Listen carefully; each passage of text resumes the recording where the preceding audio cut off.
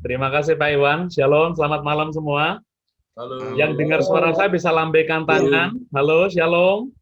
Halo. Ya, wah ini kalau kita bisa on-sheet, saya berlari dan boleh menyapa kita supaya antusias kita boleh naik, tapi karena kita ada di online, jadi mari kita tumbuhkan antusias kita di tempat kita masing-masing.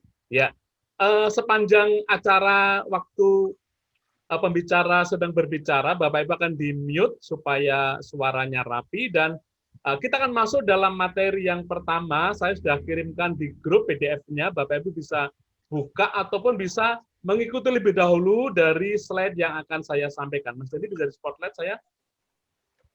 Kita akan belajar bersama-sama malam hari ini. Yang pertama tentang kita mengenal Christophorus Leadership Training. Ya, tadi sudah disampaikan oleh Pak Andreas Kristande sejarah tentang runtut berdirinya Christophorus Leadership Training ini sejak tahun 80-an dan sekarang kita kenal dengan nama CLT. Ya, CLT ini sudah kita adakan di beberapa kota. Nah, tujuan pembelajaran CLT ini adalah supaya setiap kita peserta mampu menjelaskan apa itu khotbah ekspositori. Ya, ada beberapa jenis khotbah. Nah, malam ini kita nanti akan belajar khotbah ekspositori. Tujuannya supaya peserta mampu memahami ya bagaimana merancang khotbah, mempersiapkan khotbah ekspositori dengan baik, ya, dan juga menyampaikan khotbah dengan inspiratif tentunya. Nah, sebenarnya apa itu khotbah? Ya, khotbah itu kalau kita belajar tentang berkhotbah itu adalah berbicara sendiri. Ya, saat kita di gereja, kita ke depan, kita berdiri sendiri, berbicara dan yang lain diam. Ya, diantaranya itu ya. Khotbah itu menyampaikan kabar baik. Ya, menyampaikan kabar baik. Kita bertanggung jawab atas apa yang kita sampaikan dan kepercayaan yang kita dapat tentunya kita akan pergunakan baik sedemikian rupa dengan menyampaikan kabar baik. Ya, berkhotbah itu berjumpa dengan Tuhan melalui firman-Nya. Ya. Nah, khotbah ekspositori yang akan kita pelajari pada malam hari ini nanti dan 5 minggu ke depan, ya, itu adalah khotbah yang berpusat pada teks kita. Nah, mungkin di antara kita bisa mulai mengingat-ingat nih, ya, kita mendengar khotbah dari begitu banyak orang, begitu banyak hamba Tuhan, tipe khotbahnya seperti ini, seperti ini, seperti ini, begitu. Ya, ada orang yang tipe khotbah itu bercerita terus. Ada tipe khotbah dia kesaksian kehidupannya terus. Ada yang khotbah tentang mengutip ayat-ayat terus. Ya, yang ini belum selesai, udah buka ayat yang lain. Ada orang khotbah yang dia menceritakan dirinya terus. Nah, tapi malam hari ini kita akan belajar berkhotbah ekspositori, yaitu khotbah yang berpusat pada teks atau perikop. Nah, supaya khotbah itu berjalan dari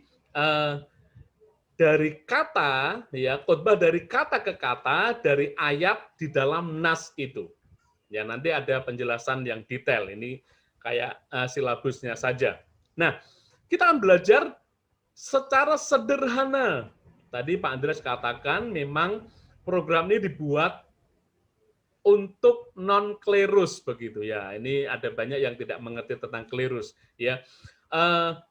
Awam kata-katanya, jemaat biasa begitu. Nah, jadi memang struktur khotbah ini pembelajaran kita desain untuk orang yang paling sederhana bisa mengikuti. Ya, jadi kalau maaf Bapak Ibu yang sudah STH, yang sudah ada Bapak Ibu Gembala juga di sini, ya penggembala-penggembala juga mohon maaf, memang kita buat materi ini sesederhana mungkin supaya setiap peserta bisa memahami. Nah, kita akan belajar tentang khotbah dengan struktur khotbah tunggal tri. Apa itu? Nah, khotbah itu ada simple, sebenarnya simple ya. Khotbah itu ada pendahuluan, ya. Khotbah itu ada pendahuluan, ya, ada isi dan ada penutup di sini. Nah, ini rangkaian khotbah itu hanya ini. pendahuluan, isi, dan penutup. Nah, sedangkan kita juga mempelajari nanti lebih lanjut, dalam pendahuluan, itu nanti kita belajar tentang waktu kita ada pendahuluan khotbah, itu ada salam, ada tanya, ada tujuan. Ya, jadi tidak mungkin orang langsung naik mimbar, khotbah langsung, wah, ada pendahuluannya, ada salamnya, ada interaksinya, ada tujuannya. Ya, ada tujuannya. Ya, ada salam, tanya, tujuan. Kalau kita ringkas ini ada STT. Ya, kalau yang bagian pertama tadi itu ada PIP, ya. Yang kedua ini ada STT, salam, tanya, tujuan. Nah, lalu dalam berkhotbah itu ada yang namanya isi, tadi kita katakan. Nah, kita nanti akan belajar tentang isi khotbah itu ada garis besar 1, garis besar 2, garis besar 3.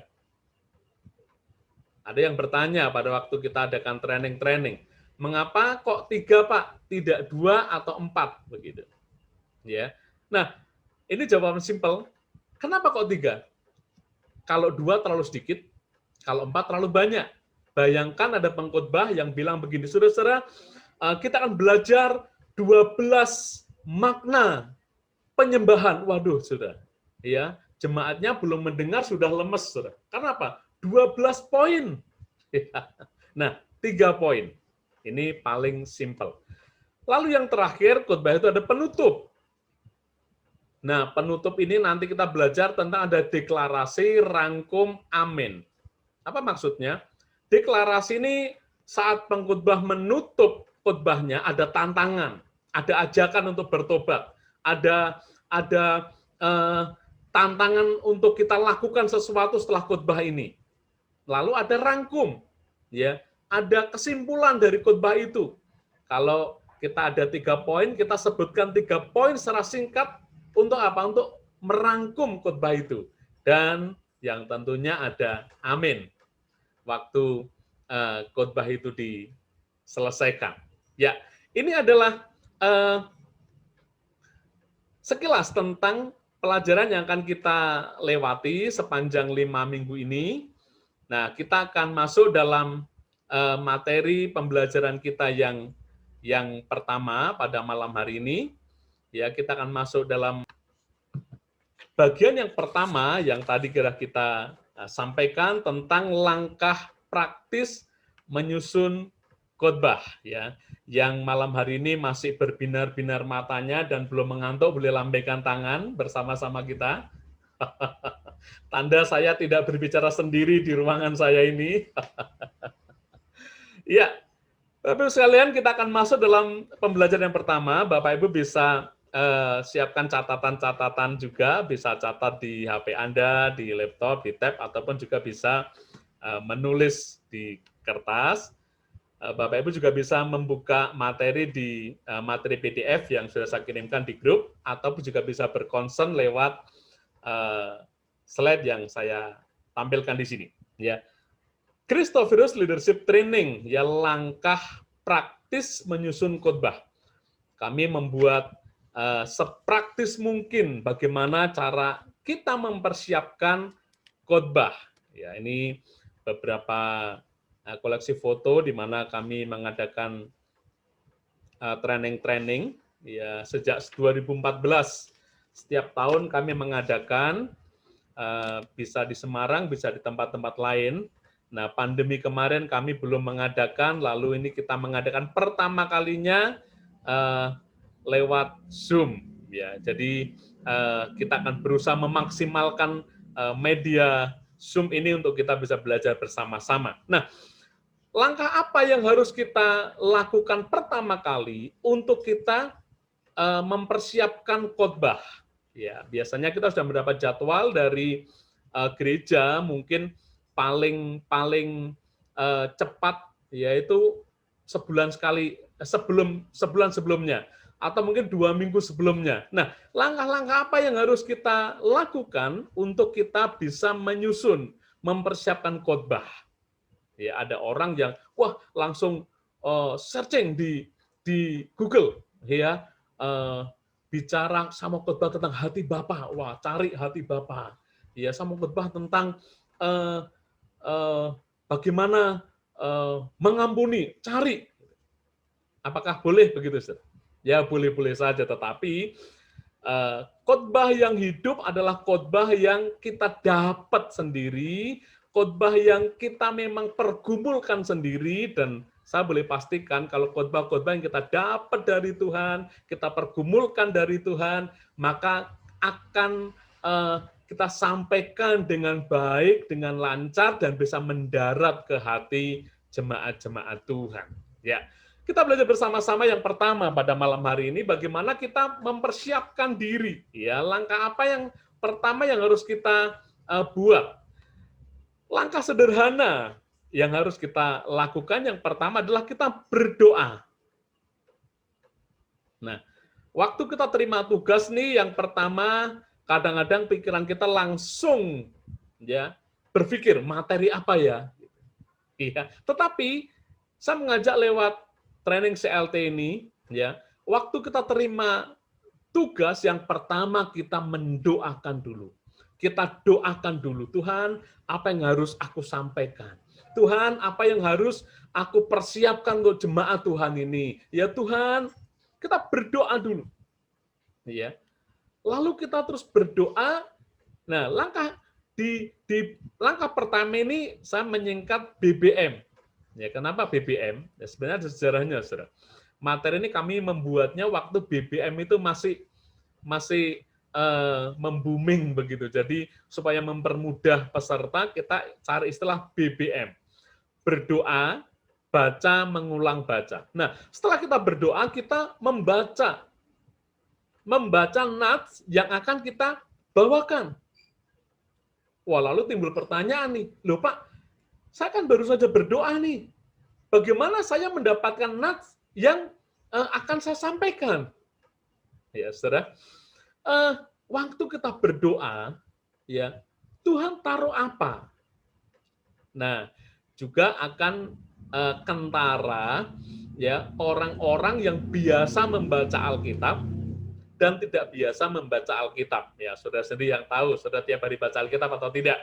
Ya, orang-orang yang biasa membaca Alkitab kan banyak perbendaharaan nih di dalam nih. Di dalam hati, dalam pikiran kita ada banyak perbendaharaan. Ya, tentang kisah-kisah, tentang peristiwa-peristiwa. Nah, waktu kita berdoa, minta bimbingan Tuhan, minta hikmat Tuhan, ya, Tuhan taruh sesuatu. Nah, lalu kita cari di Alkitab itu. Ya, jangan kebalik, Saudara. Kita ada ide, baru cari ayatnya. Ya, wah, baiknya sampaikan tentang ini deh. Lalu kita cocok-cocokkan, cari ayat yang cocok. Ya, Saudara. Ini tidak. Kita berdoa minta pimpinan Tuhan, dan yang kita dapat ini, ya kita baru baca nats itu. Ya, kita baca, ya, waktu kita membaca, kita cari tempat yang sunyi tentunya. Jangan kita persiapkan firman Tuhan, ya, kita sambil nonton TV, ya, mungkin kita baca firman Tuhan sambil nonton badminton yang hari-hari ini sedang final, ya. Tidak, Saudara. Cari tempat yang sunyi. Cari tempat yang nyaman, ya. Bila perlu di kamar, tutup pintu, kunci pintu, ya, sendiri dengan Tuhan, berdoa dengan Tuhan, ya, berdoa, ya, kontak dengan Sang Pemberi hidup, kontak dengan Sang Firman, ya, dan saya tuliskan di situ, kondisikan gelombang otak tidak dalam suasana kemrungsung, ya. What is kemrungsung? Ya, anak-anak muda ini tahu kemrungsung? Ya, kemrungsung itu, waduh, banyak pikiran, ya. Jadi kalau kita sedang mempersiapkan firman, tinggalkan itu tagihan-tagihan yang belum kebayar tuh, ya. Banyak hal, wah, komunikasi WhatsApp, ya. Tadi sebelum mulai ini ada banyak WhatsApp, saya hanya jawab, maaf, setelah CLT saya jawab, ya. Sudah, heningkan pikiran kita, ya, tenangkan hati kita. Supaya apa? Kita match dengan Tuhan dan kita mendapat sesuatu yang ilahi dari Tuhan. Lalu selanjutnya kita setelah berdoa kita baca nas, ya, baca firman Tuhan tadi. Bagaimana cara membacanya? Tadi BBM. kita baca dengan teknik, ya, kita 2-1-2, apa itu artinya? Ya, 2 kali baca cepat, 1 kali baca lambat, ya, 2 kali baca cepat lagi, ya. Jadi kita membaca dengan cepat, tapi juga harus diulangi dengan baca yang detail, ya. Jangan karena kita sudah mengerti apa ini kisahnya, ya, kisahnya tentang Petrus menyangkal Tuhan Yesus, sudah tahu ceritanya seperti itu, ya. Tidak, kita harus benar-benar concern saat itu dengan kita membaca berulang-ulang, ya. Ini hanya satu teknik saja supaya lebih gampang diingat, ya. Ada filmnya apa itu, kapak apa itu ya, 2-1-2, ya, supaya mudah diingat, ya. Wiro Sableng, kita 2 kali baca cepat, 1 kali baca lambat kayak dipetani begitu. Wah, apa ini ya, kita baca lagi, supaya apa? Firman itu mendarat dulu dalam hidup kita, dalam hati kita, ya.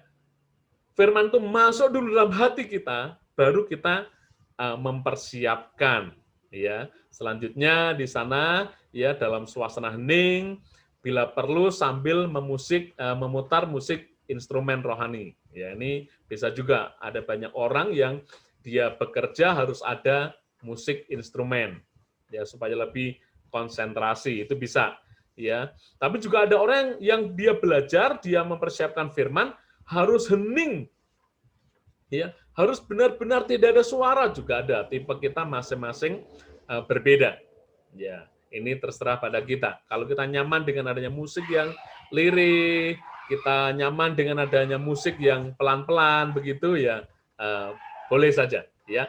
Lalu lupakan sesuatu yang bersifat materi. Ya, tadi saya katakan, ya, hal-hal yang, waduh, janji-janji yang lain kita harus tidak pikirkan dulu, karena kita memang harus konsentrasi, berpusat pada persiapan kita. Ya, kita berpusat pada persiapan firman yang akan kita bawakan. Ya, kita harus fokus kepada nas yang akan kita sampaikan dalam firman Tuhan itu. Nah, sekalian sampai di sini, Sarah bisa ditangkap dulu. Itu sudah biasa, Pak, saya lakukan seperti itu. Mungkin ada yang dari antara kita yang berkata seperti itu, ya. Tetapi mari kita coba terapkan ini, Saudara. Pasti nanti ada bedanya, ya. Jangan sampai ada istilah dulu itu khotbah disiapkan di atas becak, Saudara. Ya, berangkat pelayanan belum karena kesibukannya belum tahu apa yang akan disampaikan, ya nanti waktu naik becak sambil buka-buka Alkitab, kalau sekarang buka HP-nya sambil apa ya, udah ini aja. Nah, jangan seperti itu. Karena apa? Khotbah itu sesuatu yang harus kita hidupi dulu, kita persiapkan dulu, ya, kita pertanggungjawabkan kepada Tuhan, kita pertanggungjawabkan dengan Tuhan, dan baru kita impartasikan ke jemaat. Ya, karena apa? Khotbah bukan hanya masalah teknis penyampaian, Saudara. Ya, ada banyak orang yang teknis penyampaiannya bagus, tapi karena tidak ada kuasa roh di dalamnya, ya, dia hanya sekedar ngajar saja, ya, hanya sekedar kayak guru mengajar, ilmunya nyampe,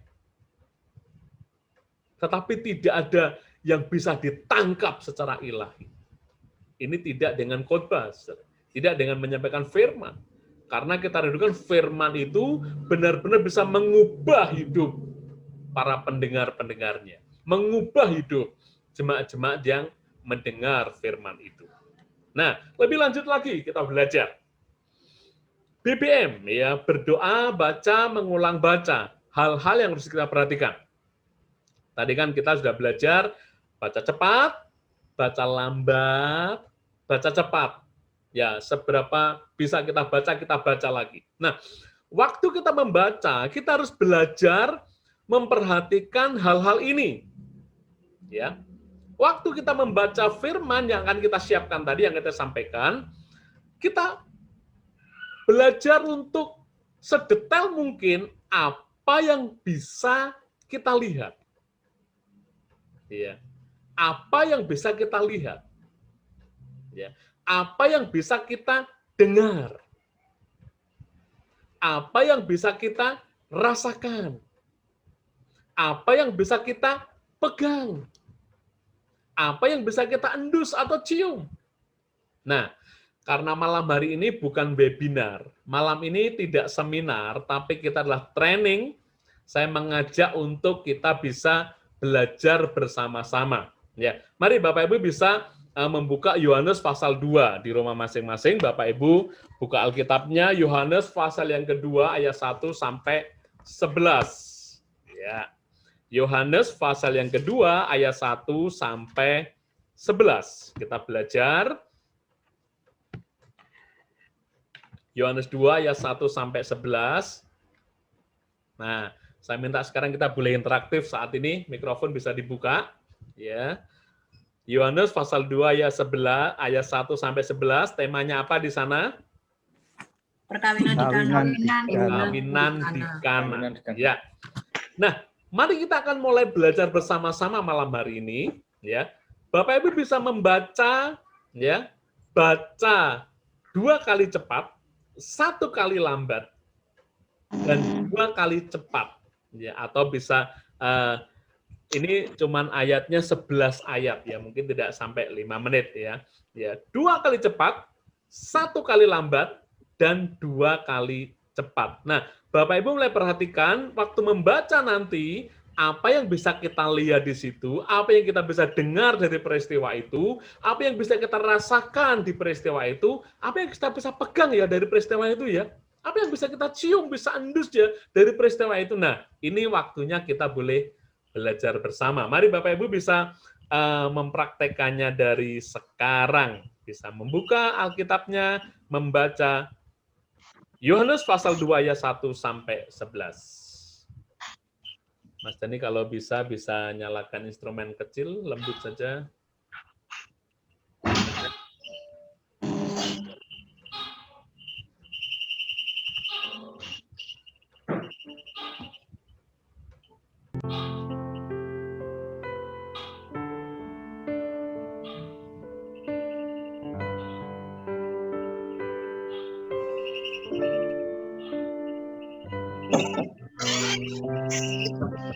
Tadi mute all dulu aja, Mas.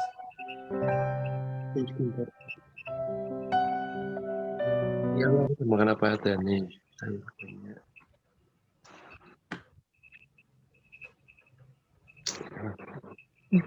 Lampunya mati.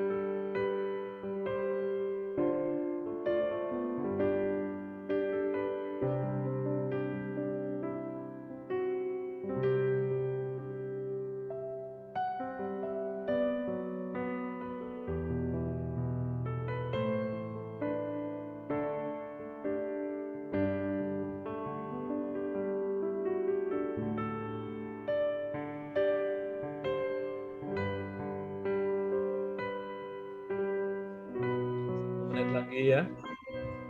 Sampai lagu ini habis kita akan selesai.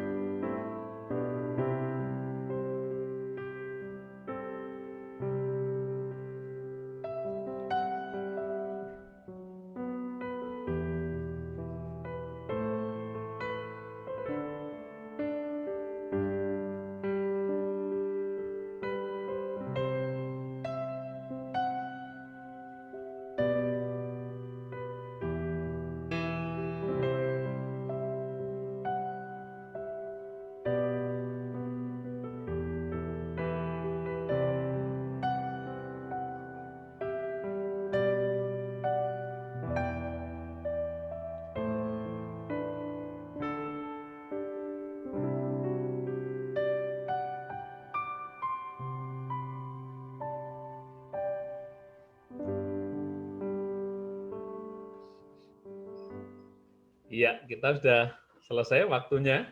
Ya, kita bisa belajar bersama-sama pada malam hari ini. Langkah yang pertama ini ya BBM, ya berdoa, baca, mengulang baca. Nah, Bapak Ibu tentunya sudah banyak catatan-catatan di situ.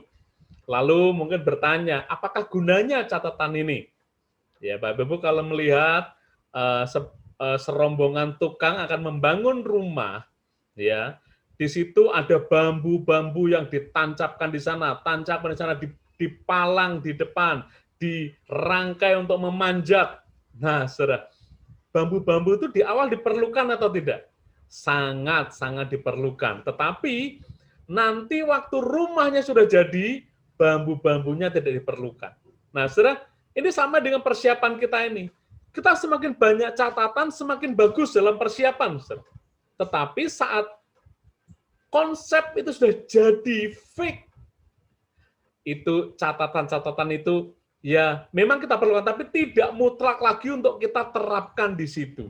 Ya, karena itu untuk diri kita. Nah, mari kita belajar bersama-sama malam hari ini. Bapak Ibu nanti bisa yang akan bicara bisa unmute ya, bisa buka mikrofonnya untuk kita bisa berinteraktif. Nah, malam ini setelah kita membaca tema perkawinan di Kana, pertanyaannya, apa yang bisa kita lihat? Mari kita bisa interaktif. Bapak Ibu bisa buka mikrofonnya yang akan bicara. Apa yang kita lihat di sana?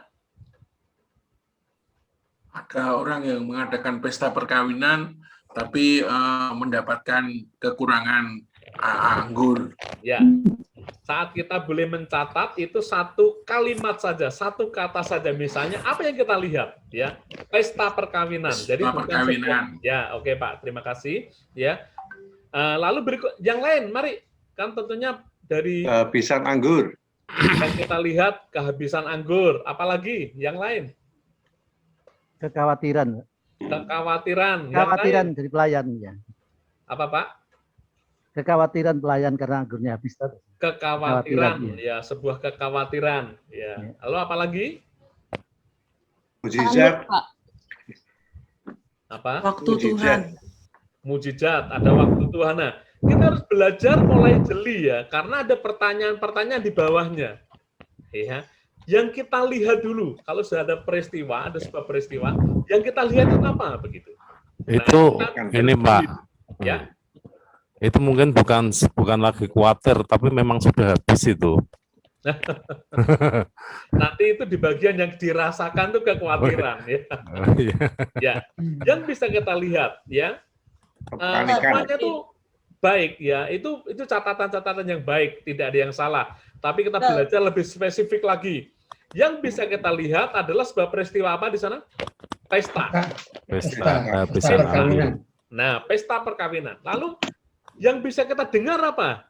Mari, silahkan. Bisa anggur. Mereka apa? Kehabisan anggur. Mereka kehabisan anggur. Ya, ini yang bisa kita dengar. Mereka kehabisan anggur. Apalagi yang bisa didengar di situ? Ibu Yesus memberi Kehadiran Ibu Yesus. Ibu Yesus. Berbicara kepada Yesus. Apalagi yang lain, mari silahkan. Ibu Yesus berbicara kepada para pelayan. Ibu Yesus bicara pada para pelayan. Ada yang ditemukan yang lain? Yesus pada pelayan juga. Ya, Istilah tempayan-tempayan penuh dengan air. istilah tempayan-tempayan. Ya, yang didengar adalah sebuah perintah. Perintah ya. Ya, perintah. Mari yang lain bisa mendapatkan apa? Yang pemimpin pesta berkata kepada pengantin cowoknya. Ya, yang ayat 10 itu loh. Pemimpin pesta berkata pada pengantin laki-lakinya. Mempelai laki-laki. Nah, mempelai laki-laki yang kita dengar adalah sebuah kegaduhan, Komentar yang ya, baik. kegaduhan mungkin ya. Komentar. Komentar yang baik tentang anggur. Oh, komentar yang baik tentang anggur, ya itu juga. Semakin banyak catatan kita, itu semakin memperkaya perbendaharaan kata kita. Pernah enggak kita ngalami waktu khotbah di depan tiba-tiba, wah kok kayak habis gitu loh perbendaharaan kata kita, sehingga kita macet. Ya, mungkin di antara kita yang pelayanan di depan kadang waduh macet, habis. Lalu mengulang kata yang sama, mengulang kata yang sama, mengulang kata yang sama, sampai akhirnya jemaatnya, apa ya ini yang dikatakan hamba Tuhan ini, apa ya? Nah, jangan sampai terjadi. Lalu berikutnya, apa yang bisa kita rasakan dari bacaan tadi? Apa yang kita akan rasakan? Tadi pernah jawab? Kepanikan. Kepanikan, apalagi? Malu, perasaan malu. Malu, ya waduh. Aduh, ini bagaimana nanti? Waduh, pemimpin pestanya akan malu nih. Wah, tuan rumahnya malu. Ya, kita tuh harus waktu membaca ini seolah-olah kita tuh ada di situ, begitu. Apalagi yang bisa kita rasakan di sana? Bersyukur. Bersyukur, ya endingnya bisa bersyukur. Semakin jeli kita membaca dari kelegaan, ya. Semakin kita jeli membaca dari ayat ke ayat, dari nas ke nas, ya, itu semakin kaya catatan kita. Lalu apa yang bisa kita pegang di sana? Apa? Ada barang apa di sana? Ya, musibah akhirnya mendapatkan jalan keluar. Air menjadi anggur. Tempayan. Yang bisa kita pegang. Seolah-olah kita ada di sana, yang bisa kita angkat tuh apa di sana? Air. Air yang telah jadi anggur. Air. Ya. Kita ini tidak Cedok, Pak. Apalagi Cedok buat ngambil anggur. Cedok untuk mengambil anggur. Nah, ya. Lalu apa yang bisa kita endorse, kita rasakan di situ apa ya? Kalau kita Anggurnya, di situ, apa yang Pak. bisa kita rasakan? Apa? Anggur. Wangi anggur. Kok beda ya? Anggurnya kok beda ya? Gitu. Kita bisa merasakan wanginya. Mungkin anggur. keringatnya pelayan-pelayan, Pak. Keringatnya tamu juga. Keringatnya tamu juga. Iya. Berkerumun, ya mungkin mereka menari-nari, bau keringat juga ya. Ya, atau mungkin tuh tempatnya juga belum dicor kayak kita sekarang, bukan keramik, jadi ada debu-debu sedikit begitu. Yang bisa endus kita cium, ya itu apa begitu. Nah, Bapak Ibu rekan-rekan, ini sebuah latihan awal, ya bagaimana kita bisa lebih jeli lagi untuk kita membaca. Ya, karena semakin jeli kita membaca, semakin kaya kita dengan perbendaharaan yang bisa kita sampaikan waktu khotbah itu. Sehingga kita tidak perlu mengimport ayat-ayat begitu banyak begitu sehingga jemaatnya loh ini sudah, apalagi kalau dulu buka Alkitab ya, jemaat buka Alkitabnya masih Tesalonika itu di mana, masih pasal berapa belum ketemu, sudah ganti ayat yang lain. Nah, kalau kita semakin kaya di sini, kita ini bisa berjalan dari kata ke kata, dari nas Alkitab ke nas Alkitab yang lain. Nah, selanjutnya, hal apa yang diperhatikan? Ya, hal yang harus kita perhatikan di sini adalah selanjutnya, sebentar. Siapa? Ya, tokoh. Nah, siapa tokoh?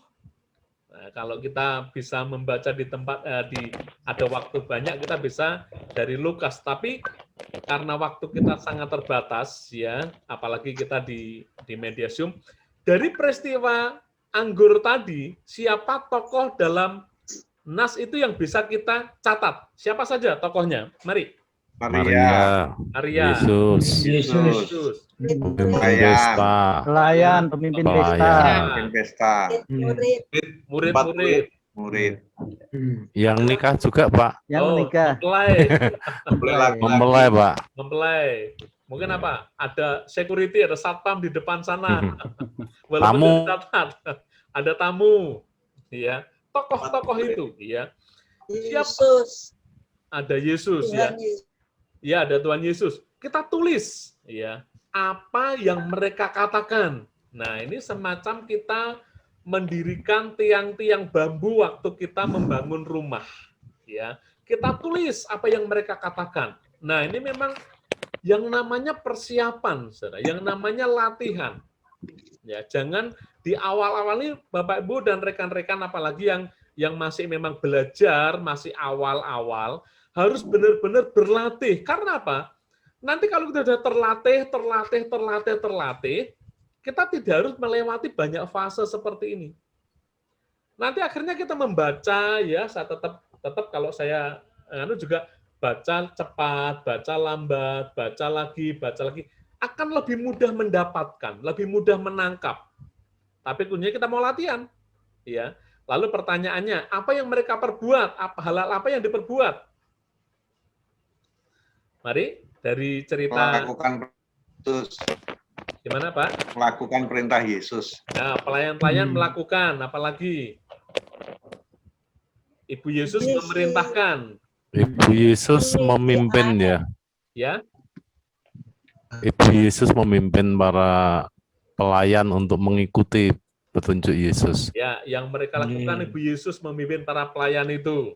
Para pelayan membawa anggur. Tempayan dengan air. Nah, Mengisi membawa- tempayan dengan air. mengisi tempayan dengan air, membawa air yang jadi anggur ke pemimpin pesta, begitu. Ya. Lalu apa respon mereka terhadap tokoh yang lain? Nah, ini semakin jeli kita, semakin dalam kita. Apa respon mereka terhadap tokoh yang lain? Ya. Respon apa yang ada di sana? Mengikuti perintah Yesus dan Mengikuti Ibu perintah Yesus. Yesus. Ada respon yang paling luar biasa biar kita tangkap apa?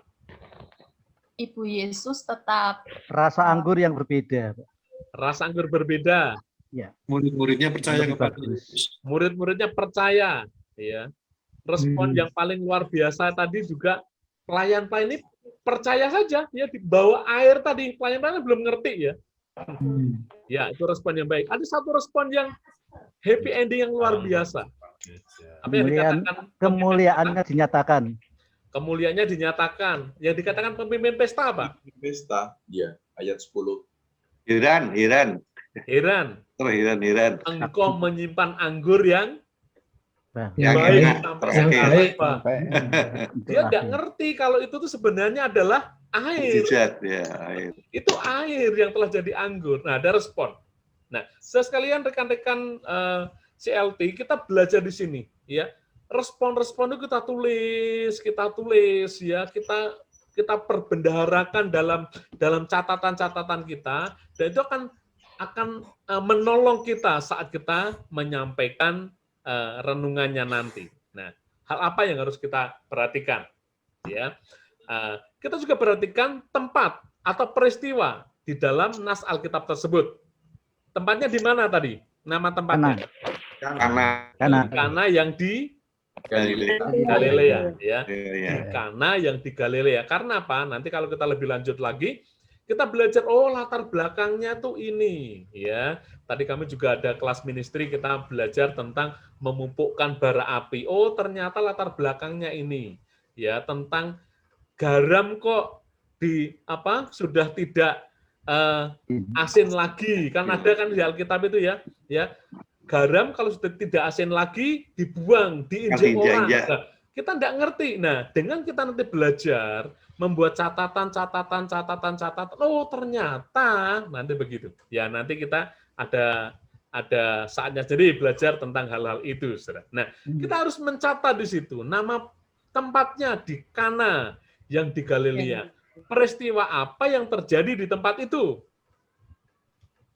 Apa yang terjadi? Mujizat air jadi anggur. Mujizat air jadi anggur. Ya, ada mujizat yang sangat-sangat spektakuler terjadi. Ya, air jadi anggur. Nah, ini slide berikutnya. Ya, ini yang terakhir di pembelajaran ini. Ya, hal apa yang harus kita perhatikan? Nah, ini harus membaca dengan jeli. Ya, di sana dikatakan, ya, carilah frasa atau kalimat-kalimat yang diulang, Bapak Ibu. Nah, coba kita masih ada waktu 5 menit sebelum kita sampai di jam 20.30, ya. Kita cari kata yang diulang, ya. Sebenarnya saya siapkan di situ satu ayat dari Matius pasal 1, tapi dari yang kita baca tadi aja, ya, dari kisah tadi aja, kita cari kata yang diulang. Ya, apakah ada kalimat yang diulang? Apakah ada yang penting di situ? Ya, penting bagi pengulangan itu penting ya untuk kita bisa catat, untuk kita bisa mengerti lebih dalam lagi. Mari coba, ada enggak kata yang diulang dalam pembacaan tadi? Kata Yesus. Kata anggur. Maksudnya kata misalnya frasa atau satu kalimat. Ya. Yesus berkata, kata Yesus. Yesus berkata, kata Yesus. Ya. Apa yang dikatakan, kerjakanlah, begitu. Ya. Ada beberapa perintah yang harus dilakukan ya kepada pemimpin pesta itu ya. Kata Yesus kepada mereka. Nah, kita semakin kita jeli, semakin banyak perbendaharaan kata kita. Ya, saya sekalian, semakin kita bisa membaca, kita ulang membaca, semakin kita mendapat banyak perbendaharaan dan itu akan sangat menolong kita. Nanti kita akan waktu menyampaikan firman, kita benar-benar yang namanya menguasai materi itu. Ya, bayangkan kalau kita menyampaikan topik, tapi kita topiknya tidak menguasai. Waduh, itu kayak kita bola pingpong di depan. Wah, apalagi audionya banyak begitu ya. Wah, kita biasa misalnya di Komsel hanya 10 orang, tiba-tiba khotbah di gereja, ya, yang nanti sudah boleh buka, ya, tiba-tiba 150 orang begitu, waduh, saudara. Ya. Dan memang itu ada banyak orang jam terbang, tapi jam terbang tinggi itu harus dimulai dari langkah pertama ini. Ya, dimulai dari langkah pertama ini. Nah, Bapak Ibu Saudara sekalian, ya, ini kalau menurut jadwal waktu kita sudah habis. Saya memberi kesempatan 5 menit, ya, saya melanggar 5 menit untuk kita bisa, kalau ada 1-2 pertanyaan saja. Selanjutnya nanti bisa kita lewat WhatsApp grup. Ya, mari. Saya Pak Nugradi, Pak. Silakan Pak. Saya Nugradi dari Jepara, Pak. Ya. Mohon untuk diterangkan terkait dengan kata nas, padanan bahasa Indonesia yang pas. Mohon diinformasikan, Pak. Matur nuwun. Maksudnya bagaimana, Pak? Siapakah tokoh-tokoh dalam nas? Kemudian tempat dan peristiwa dalam nas. Nas kata itu kalau bahasa Indonesia yang pas apa, Pak? Oh ya, yang kita maksud itu nas itu adalah satu kata di dalam rangkaian kata di perikop itu, Pak. Ya, kita ini mempermudah, ada nas Alkitabnya itu ini begitu ya. Carilah kata yang diulang, ya. Lihat kembali pada nas Alkitab itu, ya, pada kata di Alkitab itu, begitu, Pak. Jadi padanan kata nas itu Topik. tema. Tema ya, topik tema ya, boleh. Nah. Tema Bukan, ya? ataupun yang sedang dibicarakan di situ. Oh, ya, Lihat ini. kembali yang sedang dibicarakan di situ begitu. Jadi Konteks. kalau Konteks. tadi- Nah, Ya, ya. terima kasih Pak Kris menolong. Pada konteksnya begitu. Jadi kalau dalam hal ini tentu Yohanes 2 dari ayat 1 sampai ayat 11 nasnya itu Pak ya. Ya, betul Pak. Jadi Terima dari kasih, nas Pak. Alkitab yang kita bicarakan itu. Itu nas atau nats pakai NATS. Nah, itu mungkin kalau yang mengerti bahasa Indonesia lebih bagus bisa menolong, Pak. Ada guru-guru di sini. Saya bisa revisi. Pakai T ya, Pak? Ya, Pakai T, nats. nats Oke. ya, nats. Terima kasih Alkitab. koreksinya. Terima kasih Pak, puji Ya. Tuhan. Oke. Nats lantai, Pak. Nah. Mari yang lain kalau kita bisa berinteraksi sejenak, 5 menit. Boleh, Pak. Mari. Pak Filipus, saya Pak. Ya, silakan, Pak. Iya, saya mau tanya ini, membaca dengan 212 ya, cepat, lambat sekali, cepat. Apakah bisa dibikin misalnya tidak cepat? Maksudnya kenapa harus cepat gitu? Mengapa harus cepat, kemudian lambat, mengapa harus cepat lagi? Apakah tidak ada misalnya lamban, pelan-pelan, tapi betul-betul didalami. Gitu. Tidak cepat, lambat, cepat lagi. Tapi betul-betul dikaji. Ya. Ya, itu Pak, pertanyaan saya. Terima kasih Pak Dadang. Ya, sebenarnya metode yang kami pakai itu hanya sebagai istilah, Pak, supaya para peserta ini gampang mengingat. Kenapa kami pakai istilah 212? Ya, karena itu mudah diingat. Ya, ada satu film Wiro Sableng dengan punya kampak 212. Itu hanya kami mengutip istilah saja supaya kita lebih mudah mengingat. Nah, tapi memang kita ada metode baca cepat. Ya, sekilas kita baca dulu, sekilas kita baca. Nah, baru kita baca dengan detail. Kalau kita baca lambat lagi ya boleh Pak Dadang, tentunya tidak harus cepat. Ya, sekali lagi hanya satu istilah saja yang mudah diingat, begitu ya. Oke, Pak. Ya. Terima kasih, Pak.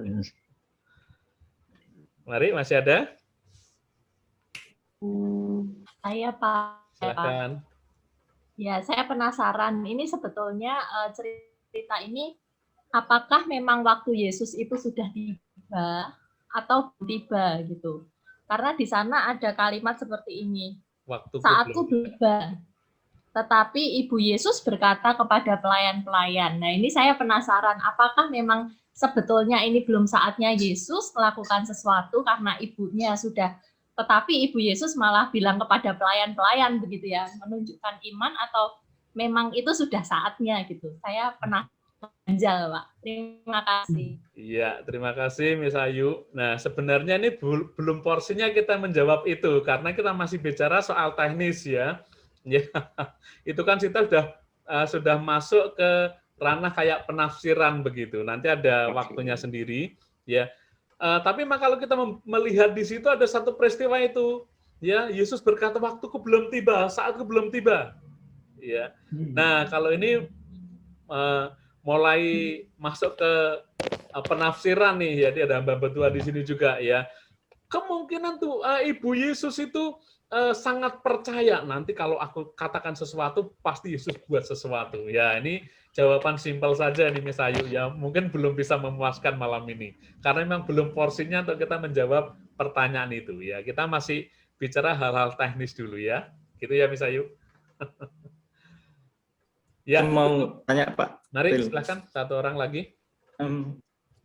Gini Pak Pil, tadi pada saat membaca ayat ini tadi, Terputus Mas suaranya. Ya, terputus. bisa diulangi. Pada saat membaca ayat ini tadi, saya membayangkan diri saya itu berada di tempat itu, di Ya, kondisi yang itu. Betul. Nah, padahal kalau bayangan saya pada waktu itu kan ada beberapa detail yang tidak ditulis, misalnya saya membayangkan diriku di tempat itu waktunya malam hari. Padahal di ayat ini kan tidak ada. Nah itu terus kira-kira gimana ya? Apa itu akan membawa efek bagaimana gitu misalnya? Negatif itu atau harus mempelajari latar belakangnya, mempelajari peristiwanya kalau begitu Mas Dani itu ya berarti. oh gitu. Ya, karena kalau kita belajar masuk di situ kan, dalam peristiwa itu kan begitu kan. Ya betul. Tapi kenyataannya beda persepsi antara malam hari dan pagi hari. Di sini tidak disebutkan malam atau siang soalnya di ayat itu. Tetapi kalau saya membayangkan diri saya berada di situ, itu settingnya malam begitu. Nah, nanti kita juga belajar tentang hal-hal ini. Nah, kita tentunya kalau mempersiapkan firman, ya kita ada pembanding. Ya, kalau misalnya kita ayat ini, apalagi sekarang ini ada yang namanya sabda. Nah, nanti kelasnya Pak Pendeta Iwan. Pas kelasnya Pak Pendeta Iwan, kita akan diajari bagaimana kita bisa membandingkan ya ayat-ayat peristiwa-peristiwa ini dan kita lebih dalam belajar ke dalamnya. Nanti bisa akan diarahkan lewat terjemahan lain, lewat tulisan lain ya. Pembanding-pembanding lewat sabda. Nanti akan diajari oleh Pak Pendeta Iwan. Ya, sementara begitu ya Mas Dani. Ya Pak, terima kasih. Ya, saya kira saya sudah melanggar dari apa yang menjadi ketentuan. Saya sudah melewati 5 menit. Kita akan mengakhiri untuk sesi pertama pada malam hari ini. Bapak Ibu, terima kasih untuk kesediaan waktu dan juga kesungguhan kita dalam belajar. Kita akan bertemu selama 5 minggu ke depan, dan saya harap kita tidak bolong ya, karena kita tidak mengulangi satu kelas ke kelas yang lain, ya hanya 5 kali pertemuan dan waktunya sangat singkat. Bapak Ibu manfaatkan grup WhatsApp yang kita buat, ya itu untuk diskusi. Nanti kita akan belajar di sana, ya. Saya akan kasih tugas-tugas sepanjang minggu ini, ya tentunya tidak banyak karena kita kesibukannya juga sudah banyak. Ada sedikit banyak tugas yang bisa kita pelajari bersama di sana. Nah, mohon maaf kalau kami membatasi WhatsApp group, ya jangan broadcast apapun di sana selain hal-hal yang berkaitan dengan CLT. Ya tadi saya beranikan diri Pak Andreas Krestande broadcast video 1 menit. Ya saya japri beliau, Pak maaf tidak tempatnya, saya tegur langsung ya. Manfaatkan media WhatsApp group untuk kita belajar bersama-sama. Ya, pertemuan malam hari sampai di sini kita akan mengakhiri. Saya mohon dengan hormat di sini ada Ibu Pendeta Suryana masih bersama kita, bisa minta tolong membuka mic-nya dan mengakhiri dalam doa. Masih bersama kita?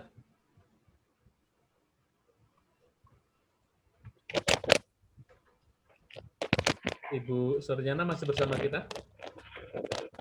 Masih ada, Pak.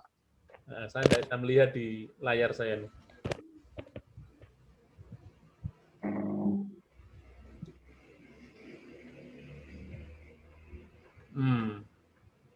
Ada. Ya.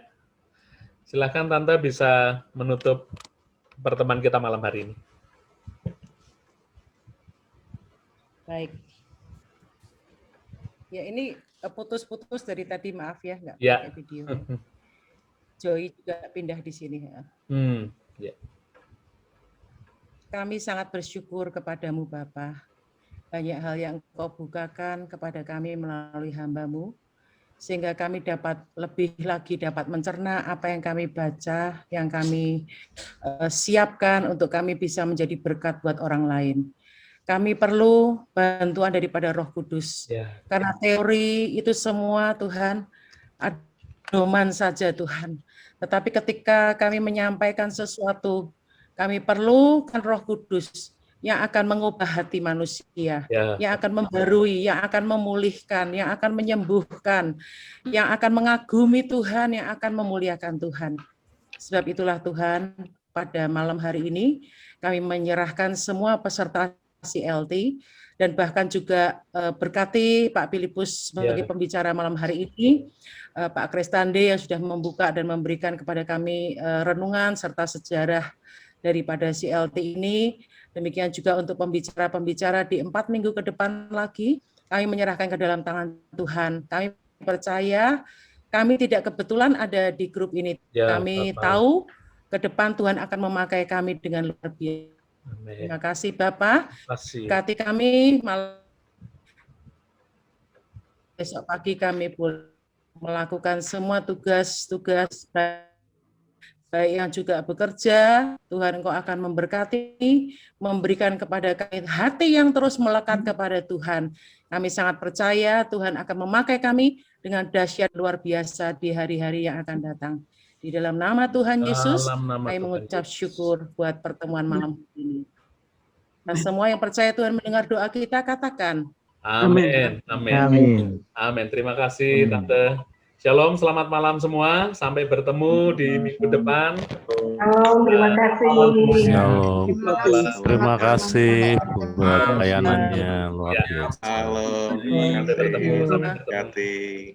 Shalom, Tuhan berkati. Shalom, shalom. Amin. Shalom. Bye.